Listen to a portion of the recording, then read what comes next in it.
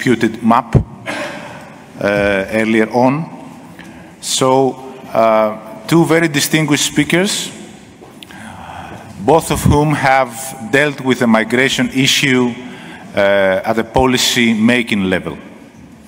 So, on my right-hand side, Mr. Δημήτρης Καιρίδης, Minister of Migration Policy for Greece, Minister handling a portfolio which is, needless to say, a hot potato over the last 8 years.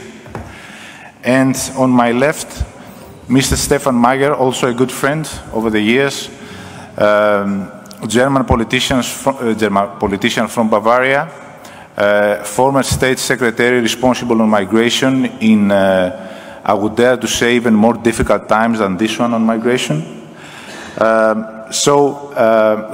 The rules of the game is that each minister will have a maximum 10 minutes for your interventions. I think maybe it's too much, but just the limit. Then I will seize the prerogative of being the chair to ask you a couple of questions, and then we can open the floor to some more questions from our audience.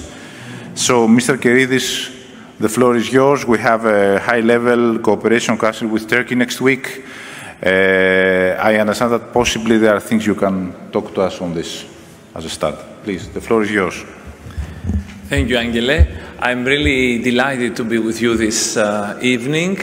Back to my beloved Keridis for this security forum that has become an institution now here in Greece, in Athens, bringing together policymakers and analysts on the field of security. And I'm very, very happy to see so many young faces, students of ours from undergrad and graduate programs, and of course old colleagues in the audience, and many, many friends from Northern Athens, my constituency, and obviously my wife, which I rarely see these days because of too much work. But anyway, and of course many, many thanks, if I may, to our German friends, the foundations that have sponsored, and the German colleagues who have come from Bavaria and elsewhere to participate in this endeavor. It goes without saying that migration is in the headlines and one of the hottest political issues these days in Europe. We have had the results in the Dutch elections recently, where the topic was very dominant. And in the not so distant past, we had Brexit and so many other political events of major importance that were affected by what is being perceived as a migration crisis. And there is a very big talk on the European Union. I was yesterday in Brussels on a major conference against smuggling of irregular migrants. And there are so many other initiatives taking place precisely because this is a major issue. Our government's policy can be summarized in the following, as far as migration is concerned. We are in favor of regular, legal, quality migration according to our needs and according to our rules and regulations, needs determined by the labor shortages that we experience in the Greek economy that is now booming. And we are determined to reduce and combat irregular migration, and especially the illegal activity of smuggling and the criminal networks of smugglers. So we want to move away from the irregular to the legal, respecting European laws, international conventions, and European values. This is not very easy, because Greece is finding itself on the forefront of irregular migratory flows because of its geographic position and because of certain other factors. Greece is the only Schengen country in the area. Neither Bulgaria nor Romania are parts of Schengen, nor Cyprus. And as a result, it is very attractive to come to Greece, to enter Schengen, and through Greece to move on northwards. Greece has a very difficult border, not only the land border with Turkey, that extends to more than 150 kilometers long, but also, even more so, the maritime border that goes on for more than 1,000 miles from Alexandroupolis in the north to Castellorizo in the southeast. Very difficult to patrol. And we have had our share of difficulties, even this summer, in guarding it. On top of everything, we have had a difficult relationship with Turkey, to say the least, especially during the last years. And Turkey, I have to admit, has refused and continues to refuse vehemently to honor its commitment in the EU-Turkey joint declaration of 2016 and the readmission agreements of 2014-2017 that provide for returns. Turkey has said time and again to us and to the Europeans. My counterpart was recently in Brussels speaking to the EU Commissioner Ylva Johansson, saying that Turkey will not take back returns of irregular migrants arriving to Greek islands. And this is a problem. Nevertheless, we have managed to find a way to talk to each other since September and to start coordinating, and we have already had some positive results. From the highs of September, we have seen a drop in flows by 43% in October, and we expect a drop of 70% in November. Again, I want to be very frank and clear, from the highs, the peak of September. This is definitely an improvement. We have agreed on a number of things, regular meetings, exchange of police and Coast Guard officers from both sides, and we are ready to announce a major initiative to facilitate the travel of Turkish tourists and their families to the islands of Eastern Aegean. Something that needs the clearance of the European Commission because of Schengen, but we are on the right path. I hope that we will be able at some point to reinvigorate the joint statement and its provision for returns when more trust and confidence is built. Now, the time is very pressing, and I can speak about migration forever, but I want to be very, very brief. Our main challenge is to deal with the crisis in a European way, to deal with illegal migration legally, not to abandon our European values, not to throw the baby out with the water. We don't have to resort to extra-legal and extra-European measures in order to fight irregular migration and illegal smuggling.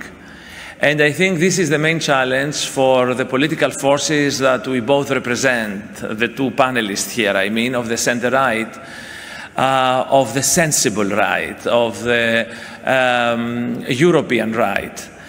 Because there is a radical right to our right that is not right, and that is all too ready to exploit the migration to rise up and to advocate illiberal solutions, anti-European solutions that will do more harm than good.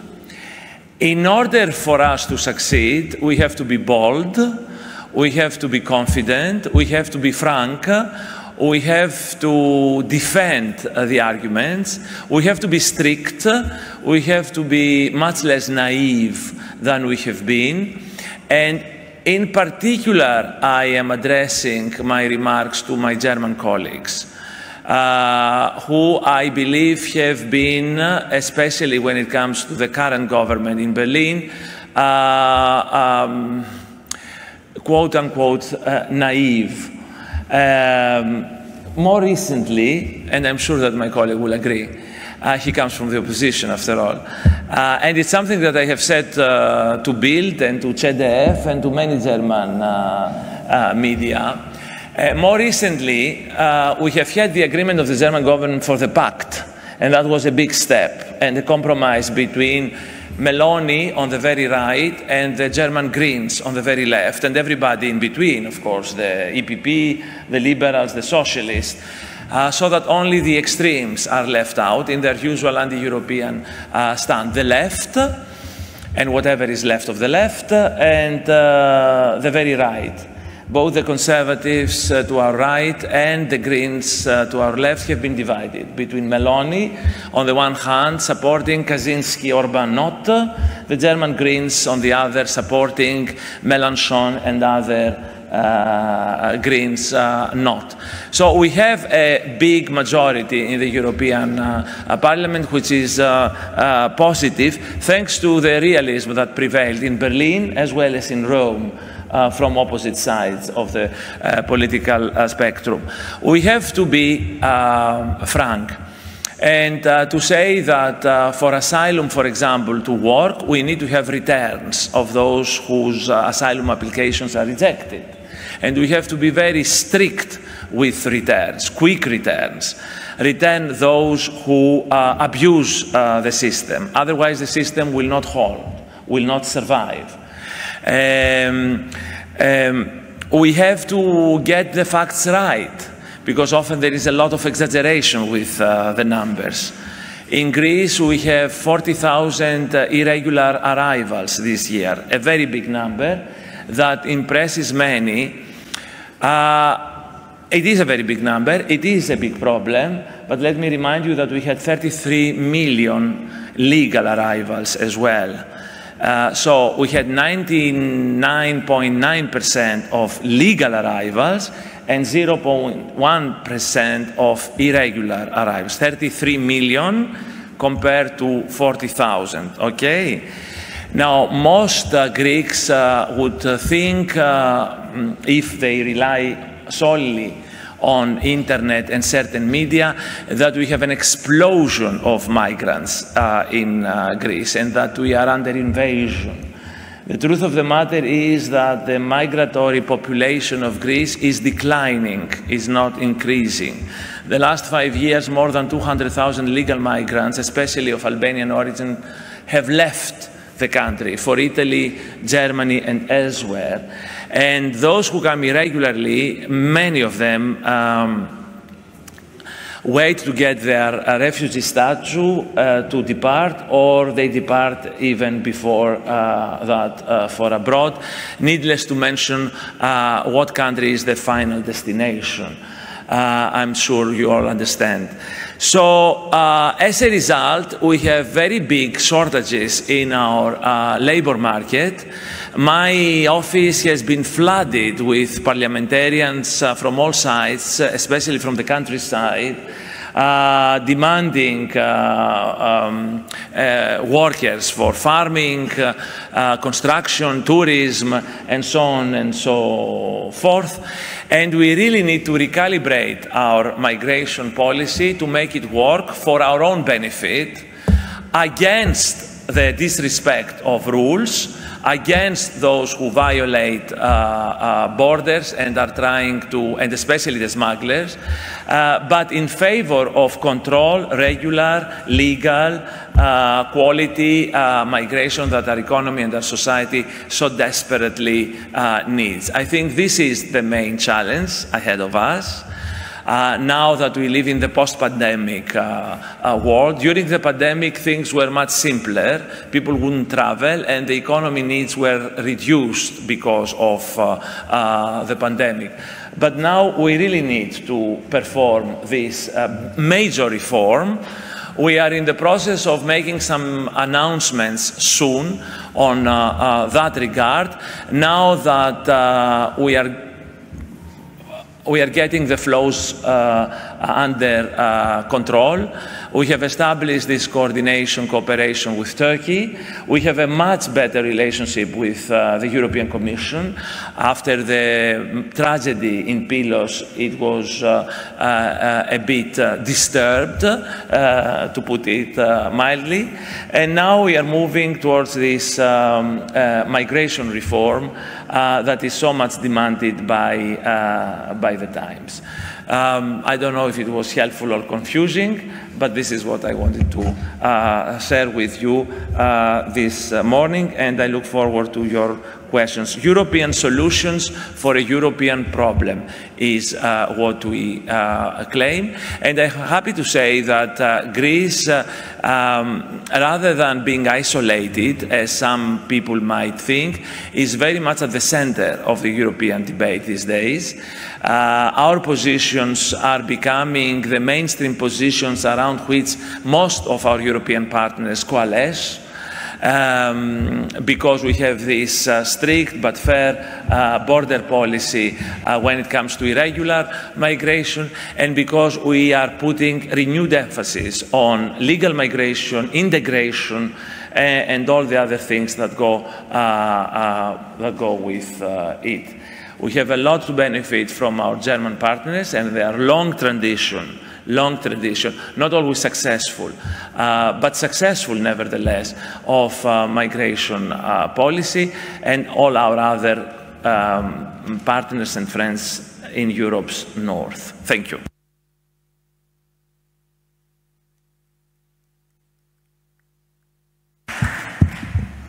Dear Minister, dear Dimitris, thank you so much. And Stephan, please, the floor is yours for your perspective. Thank you very much, Excellencies, dear Angelos, dear Mr. Keridis, dear ladies and gentlemen. Firstly, I want to underline that I appreciate it very much to have the possibility to attend this high-ranking security forum. For me, to be honest, it's the first time to be here. But I'm really grateful, and it's a tremendous honor for me to take part at this panel. Firstly, I want to point out that I think there is no other country which I had the possibility to visit so often like Greece in the last 2 decades, especially with regard to this very important topic of migration and of illegal migration.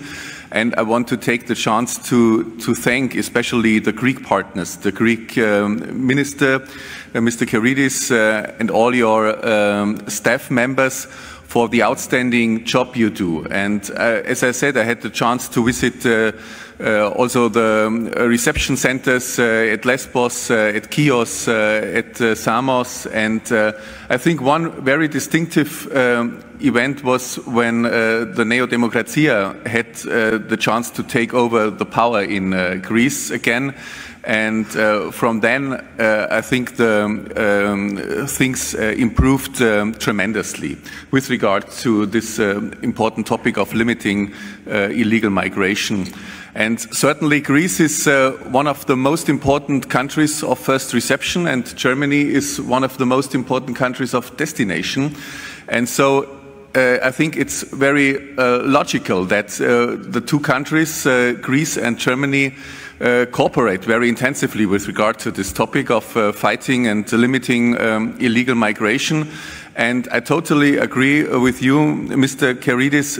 In the end, this topic isn't a Greek topic and a Greek problem, and it's also not a German problem, it's a European problem. And we only will be able to solve this problem together.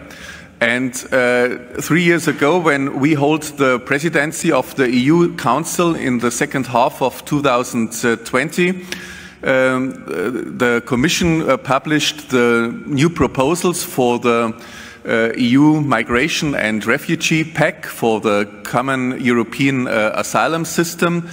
and in September 2020. And in the beginning, the negotiations, and I had the chance, together with my minister, Horst Seehofer, to conduct the negotiations in the beginning.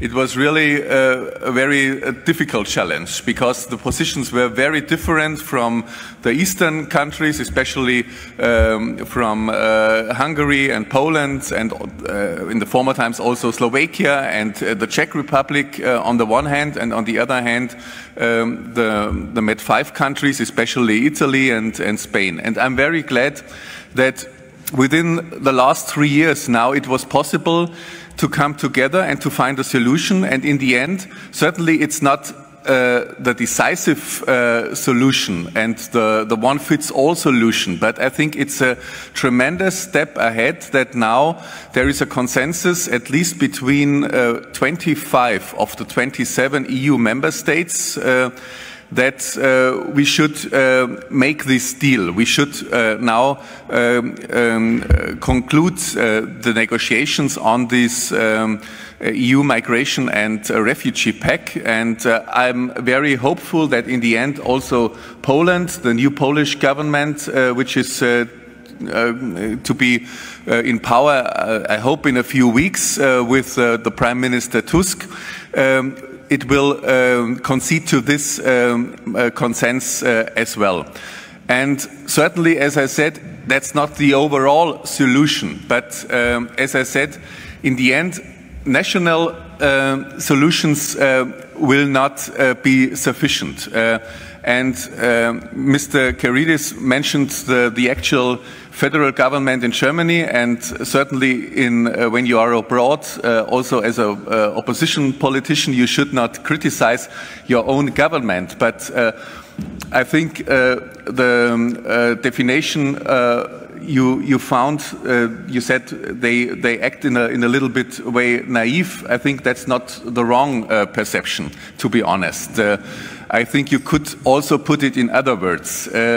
And to be honest, this solution, which was now able to be found in the EU Council, was not found because of the pressure which was made by the German federal government, but I would say without the commitment of the federal government of Germany, and together with 3 other countries, they installed a new statement to this consensus. But I think that's a progress now, and I hope that, and we are in very decisive times now, because the trialogue is now conducted in Brussels between the EU Commission, the Council and the European Parliament. And Mr. Keridis, you're absolutely right. The Greens in Germany, they are opposing this consensus, but not only the Greens in Germany, also the Social Democrats in the European Parliament, they are opposing this consensus. So I hope that the next few weeks and months are used, that this consensus in the trialogue is concluded together with the European Parliament, because one decisive advantage of this consensus, I'm deeply convinced, will be that there is a screening at the Schengen border, that at least 20% of the asylum seekers are dealt at the Schengen border, and it is screened if there is a possibility for them to be accepted in the European Union as an asylum seeker or as a refugee, according to the Geneva Convention, or this possibility won't be there. And the accepted rate in Germany now is about 50%. So we have 50% are accepted as asylum seekers or refugees, and 50% are refused. And one decisive problem is to deport those who are refused and who don't have a chance to be accepted, and who don't have a chance to get a long-term permission in Germany to their home countries. So we have to do our homework, to be very honest. We have to accelerate the procedures in Germany. We have to lower the attractiveness weakness of Germany, which means that we have to lower the social standards, we have to lower and decrease the social welfare, which is conveyed to the asylum seekers. But that's not a task of Greece, that's not a task of the European Union, that's a national homework which must be done by the German lawmakers and by the German federal parliament. And certainly a few steps are now undertaken by the new government, or by the actual government, together with the CDU-CSU and opposition. But I'm deeply convinced in the end this won't be sufficient. So what is needed in the end? In the end, I think we need this coherent European approach. We need a European asylum system, which means that not the human smugglers and the human traffickers decide who is allowed to enter the European Union, but the Greek border authorities, the Italian, the Cyprus, the Spanish border authorities decide in the end who is allowed to enter the European Union. And in order to achieve this goal, this very decisive goal, I think this consensus which is now found is a certain step ahead, and it's a progress. But in the end, certainly we also need Turkey, and I think there is no country like Greece which knows very well that Turkey is not always an easy partner, to be very diplomatic. But on the other hand, I think we need Turkey. It was already mentioned today that Turkey is hosting about 3.5 million Syrian refugees. They don't call them refugees, but certainly they flew from Syria to Turkey, and on the other hand, they have in total about more than 4 million refugees in Turkey. So we need, and this is a very important aspect, we need a renewal of the EU-Turkey commitment, or the EU-Turkey statement, which was firstly signed in March 2016, and certainly it's not conducted in a fair and proper way by Turkey in the recent past. But I think both sides, the European Union on the one hand and Turkey, must have a common interest in order to renew this EU-Turkey statement, this EU-Turkey agreement. And this is another very important topic as well. As I mentioned, in the end, we need to find a coherent position. We need to find a coherent approach. And I'm also glad that the EU Commissioner Johansson is pushing forward this topic very intensively, as Mrs. von der Leyen does as well. And I think, and that's the last point, I think we also need more cooperation with the countries of origin, especially in the Sub-Sahara region in Africa. On the one hand, in the Maghreb countries. On the other hand, we need more bilateral treatments between, for instance, Tunisia, Libya on the one hand, and the European Commission on the other hand, and that's overall mostly the task of the EU Commission to negotiate these treatments and to conclude the negotiations on these treatments. Thank you very much.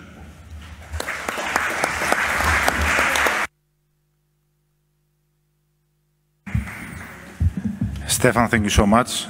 Well, a current minister on one side, a former minister of migration on the other side. It's nice working in the EPP, but it's better to wear the costume of a journalist again, so you can ask some questions now, because you raised some very interesting stuff here, and on some things you said more or less the same things. And the first question that comes to my mind is, and it's a question for both of you, you both mentioned that the EU-Turkey statement was helpful, but it's not working as we are expecting. The question is, do we need to make changes to the current statement, or we need a new statement? Mr. Keridis, please. We cannot have a new statement.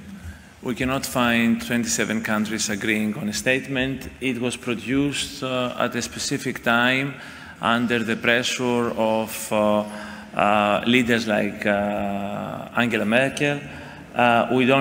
We won't be able to find a consensus today for a similar statement. So this is what we have. This is the best we have, and we have to make sure that it comes back to life as much as possible.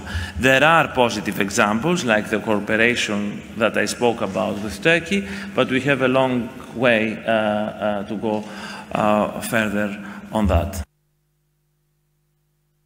Stephan, any ideas? Thank you very much, Angelos. As I said, I think we need a renewal of this EU-Turkey statement agreement. As you said, the actual one isn't working very well now.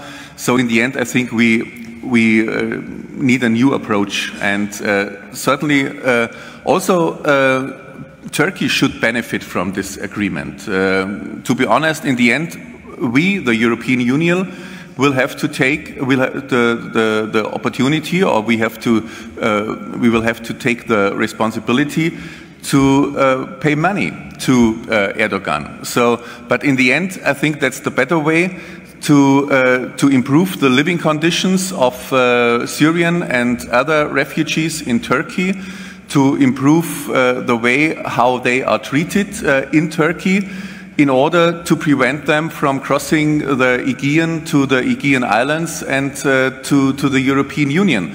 So I think it must be in the interest of both sides, of Turkey and of the European Union, to find a proper new agreement.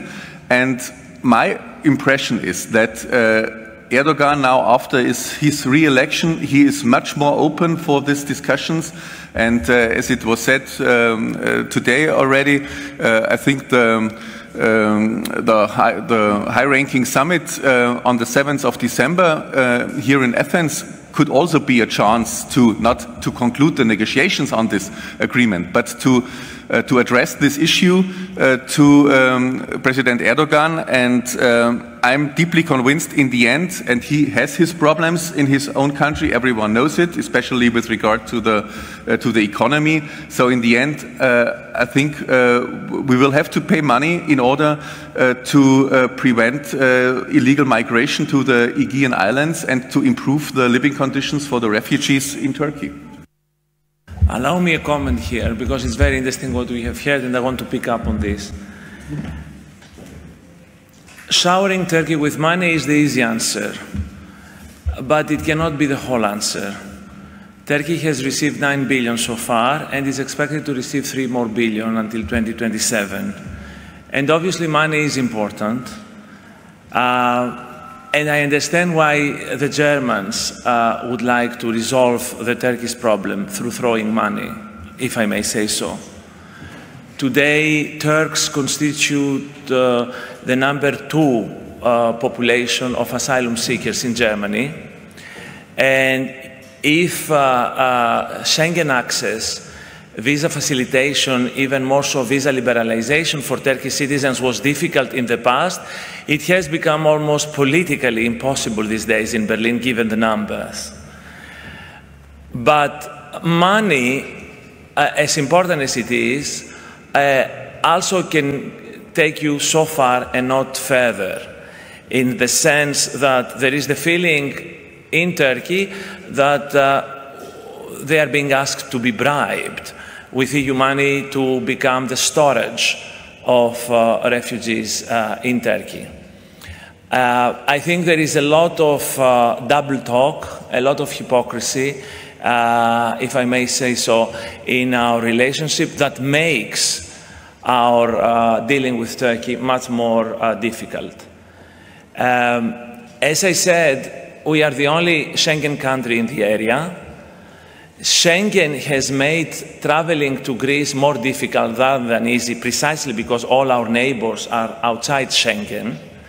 We have been traditionally in favor of facilitating Turkish citizens' access to Schengen, but we do understand the reservations of our northern partners.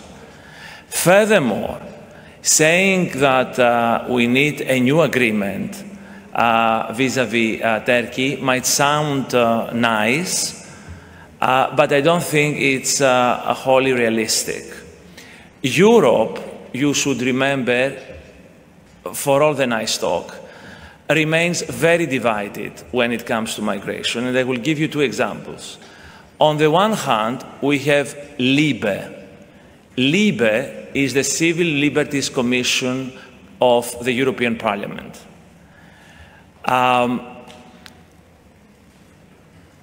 LIBE has the position that, more or less, the majority of LIBE members, that any guarding of borders of Europe goes contrary to human rights. That European borders should be open, which is a contradiction in terms, because an open border is no more a border, it's something else. It might be a bridge, it's a door, but it's certainly not a border. I have followed LIBE's meetings, and there is one coming up once more against Greece, and I am constantly dumbfounded by, I will try to be polite, naivete of these people there, who are totally against the vast majority of European citizens. LIBE represents, in my opinion, in its present composition and politics, totally a radical minority view in Europe. On the other hand, we have Mr. Orban, who follows a completely different track, and basically takes all incomers and pushes them to the Austrian border. Austria has a very peculiar problem. It is surrounded by Schengen countries, but it has received more than 100,000 unregistered asylum seekers this year, which makes it quite peculiar for the average Austrian. And a similar problem we have in Germany. How did these fellows appear in Austria, having traveled through other Schengen countries and not be registered? Now, for some strange reasons that is not for me to say, Austria refuses to condemn Hungary and takes its angry feelings towards Bulgaria. And Romania. Yes, Bulgaria and Romania, of course. They go hand in hand, especially Bulgaria, against their Schengen application, which seems like, you know, sidetracking the usual culprit. Now, one big danger we have in Europe is that we have many governments that, under political pressure, talk tough, almost extra legal, or they try to, you know, come up with innovative solutions. We had the example of Suella Braverman, in the late Home Secretary of Britain. We had the plans of Meloni. Even Austria, the Austrian Chancellor, talks very tough. Now, the problem is that because these countries in the West are rule of law countries, usually those plans, this hot rhetoric, ends up in nothing, because there are always these peculiar institutions called the courts and the judges, who have an ability and a proclivity to cancel out politicians' hot rhetoric and plans. So, rather than going between the two extremes, a hot rhetoric that doesn't work, and it's always to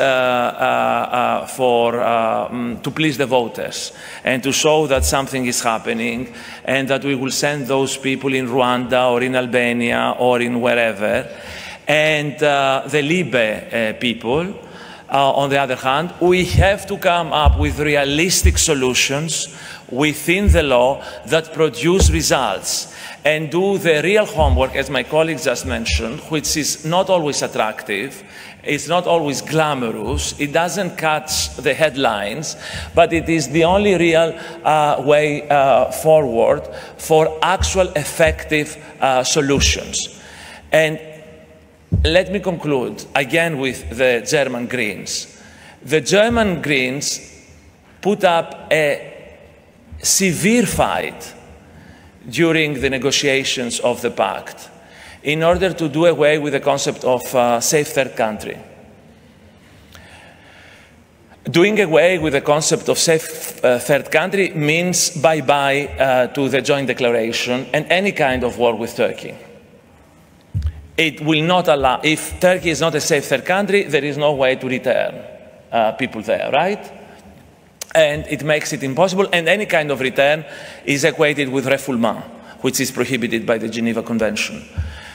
The fact that in this time of peril, in this time of crisis, a government coalition party in Germany puts up a fight for 2 years against such a fundamental concept shows our vast ability in Europe to shoot ourselves in the foot and to self-defeat our purposes. And again, I'm trying to be very polite and very reserved and not to say more. Thank you. Thank you, Minister. I would like to ask time for maybe a couple of questions from the audience because we have surpassed the end of this session. So can somebody inform me if we can do it? Okay, so I will take the prerogative to take 2 questions and leave mine aside here because there are too many and probably very difficult. So can we have the microphone for the gentleman here, please? Please be kind enough to tell us who you are and try to be short. Okay, my name is Stephan. I'm from the Bochum University, and I'm going to speak tomorrow. Today I have a question about the topic that you addressed here. So thank you very much for your kind words, for your frank words, how it's all going.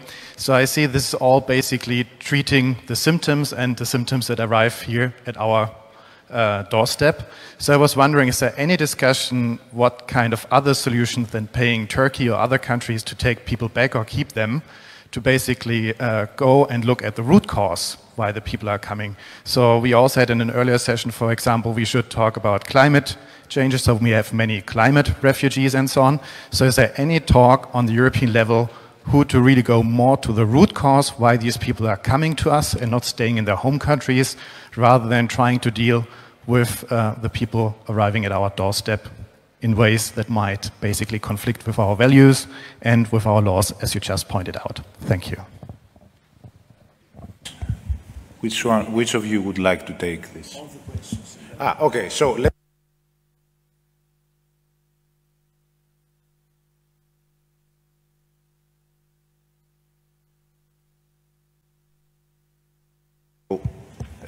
I will ask one last question and then you can also answer this. So, Minister, from what you said, I gather that you are against ideas like the Italian-Albanian MOU on outsourcing asylum applications to a third country, even if it's an EU accession country. And I don't know also, as far as the EU-Turkey statement is wobbly, if you are also in favor, and this goes to both of you, of the MOU between the European Union and Tunisia, because this is also started with high hopes and it's laying low lately. So I will give the floor to Stephan, please, first, and then we'll conclude with you, Minister. Thank you. Firstly, I just want to answer this question. It's absolutely right, but I think that's not a new innovation or a new approach. We have to reduce or to minimize the reasons for the migrants to leave their home countries, to leave their hometowns, and to migrate to the European Union. But to be honest, that's not sufficient now. I think we need absolutely to do more. And as I said, we need a coherent European approach. And I totally agree with you. Harsh talking of governments, regardless to who is in charge, isn't sufficient. It's not a secret. We have a real problem in Germany now with the rising AfD. And it's very interesting, more than 70% of the voters of this right-wing or partly right extremist party vote for this party because of this topic of illegal migration. So it's not sufficient to do a harsh talking. We have to solve the problem. That's the most important thing, because only if we are able to solve this problem and to find solutions, effective solutions, we will be able to reduce this tendency to vote for right-wing and right extremist parties, not only in Germany, unfortunately, also in Germany, but also in other European countries. As we said it recently, have seen it in the Netherlands. So certainly Austria is under pressure, Denmark is under pressure, Germany is under pressure as well. We will, I assume we will have in the end of this year more than 300,000 asylum applications. That's, we have an increase of 79% compared to the last year. So it's really a tremendous pressure, especially for the communalities, for the cities, and for the communal authorities. So it's not my task now to defend the federal government, but the Greens were mentioned a few times in this panel. But to be honest, we may not exaggerate the importance of the German Green Party in the whole European Union.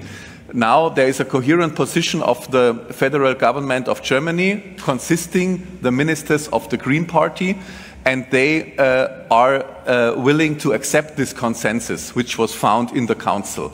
So certainly, as I said, there are Green MPs and Social Democratic MPs in the European Parliament who are opposing this consensus very intensively. I hope they fail in the end. And I think this window of opportunity now is very short. I'm deeply convinced if it's not possible to find a solution on this common European asylum system in this legislative term of the European Parliament and of this European Commission, this is over for a very long time of period, for years, I'm deeply convinced. So I think not only in practical terms, the pressure on certain countries is very tremendously and intensively. It's also a political pressure because, as I said, the window of opportunity only lasts for a few weeks or months. So, and I think in this aspect, we need also Turkey. Certainly, we know it. Not in the same way as you, but we know it as well that Mr. Erdogan is a very complicated partner. But on the other hand, I'm in favor of having Erdogan in the boat in order to solve this problem than to have him on the other side. And certainly we have to offer something to him. Money, I totally agree with you, is not the overall topic, but it's a topic, to be honest, as well. He needs money. He really, because of the suffering of the economy. On the other hand, certainly he should be open to accept that not accepted refugees are deported back to Turkey. On the other hand, we should be open, or we should be open to take accepted refugees from Turkey, for instance, Syrian refugees. So I think that's a matter of negotiations. I hope that I really hope that it's possible to find a solution together with Mr. Erdogan and not without Mr. Erdogan. Thank you, Stephan. Minister. Okay, we have to work with countries of origin and to provide targeted investment to do as much as possible away with underdevelopment, obviously. But we also have to do something about the pull factors and the magnetism of countries like Germany when it comes to treatment of asylum seekers. And CDU-CSU has a clear policy on that. And we are seeing this change. Obviously, we saw that in Denmark, we are now seeing it in Sweden, and Germany is following suit. Now, I do understand the need for an Albanian solution, an extraterritorial solution, because we are all frustrated, all European politicians are frustrated by the fact that the moment an asylum seeker touches on European soil, touches on Europe, all the legalities are on his side, and makes it very difficult for us to have, at the end of the day, an effective asylum policy with deportations when needed. We have failed miserably in that. And that's why governments resort to the second best of keeping asylum seekers and their asylum applications as far away as possible from European territory. And in this logic, the Turkey-EU statement is also part of having those asylum seekers processed in Turkey rather than in Europe is a variation of a similar model that we see now with Meloni's agreement with Rama in Albania, or a more extreme case, UK's agreement with Rwanda. Which has differences from the Italian case, because in the Italian case, we are talking about asylum seekers caught in high seas, in international waters, who have not yet reached. Now, the most important country these days, and we need to work with it very closely, is obviously Egypt, a country that has not been mentioned, a country of 110 million people with 9 million refugees. A country that has only got 150 million from EU, and not the 9 billion of Turkey, and a country from where not a single boat has left the Egyptian coast since 2016. For the last, how many, 7 years, not a single boat has left the Egyptian coast, unlike what is happening with Tunisia, obviously Libya, let alone Turkey, etc. A good model is also the Morocco deal with Spain that is working. We have to have more partnership agreements. We have to work more with countries of origin, countries of transit, and do our own homework in the countries of final destination. It is a very, very multifaceted problem with a lot of complications. But we are moving, and we are moving slowly, with some hesitations, with some back and forth, but we are moving because on the right direction, because the pressure is enormous, and because if we fail, it's not only migration that fails, the migration management, the whole European idea is in peril. An idea that was built by German Christian democracy, and is very close to my friend's heart and our own political ideology. So we need to do our best to defend it. It's marvelous to have all these young faces. Usually I speak to, especially when it comes to political meetings, to retired and pensioners and gray hair, but now I see a lot of black hair, and I'm encouraged that in these times in OMU you have done an amazing job, you and all my former colleagues. Thank you.